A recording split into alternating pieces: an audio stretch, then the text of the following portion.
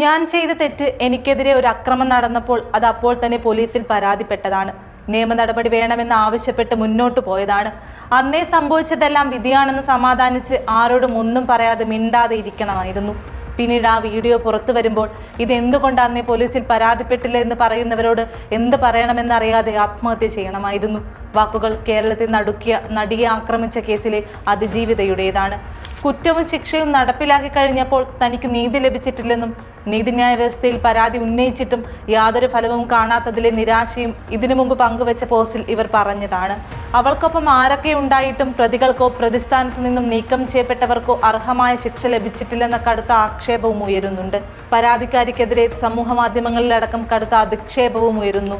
രണ്ടാം പ്രതിയായ മാർട്ടിന്റെ നടിയുടെ പേര് വെളിപ്പെടുത്തിയിട്ടുള്ള വീഡിയോ പ്രചരിക്കുന്നതിനെതിരെ ഇതിനകം നടപടി സ്വീകരിച്ചെങ്കിലും ഇതുണ്ടാക്കിയ വൈകാരികാഘാതം ഏറെ വലുതാണെന്ന് പോസ്റ്റിൽ വ്യക്തമാണ്.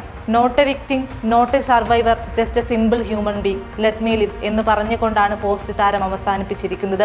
സമൂഹത്തിൽ എത്ര വലിയ പിടിപാടുള്ളവരാണ് എതിർപക്ഷത്തുള്ളതെങ്കിലും തന്റെ നീതിക്ക് വേണ്ടി പോരാടാൻ പഠിപ്പിച്ച വ്യക്തിയാണ് പ്രതീക്ഷയെത്തി ഇപ്പോൾ ഇങ്ങനെ പറയുന്നത്.